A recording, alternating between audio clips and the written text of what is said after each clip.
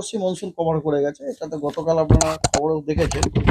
তো একটা সাইসার আছে আপনার বাংলাদেশ এবং অ্যাডজয়নিং এরিয়াতে, ওর সেন্টারটা মোটামুটি বাংলাদেশই আছে।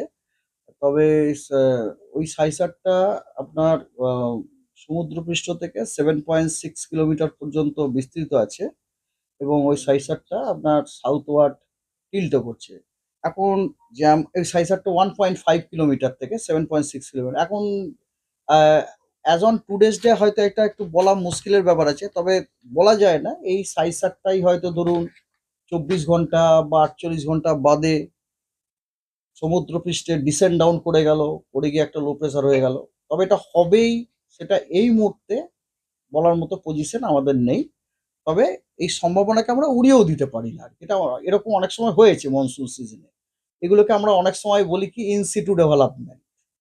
মানে একটা সাইক্লোনিক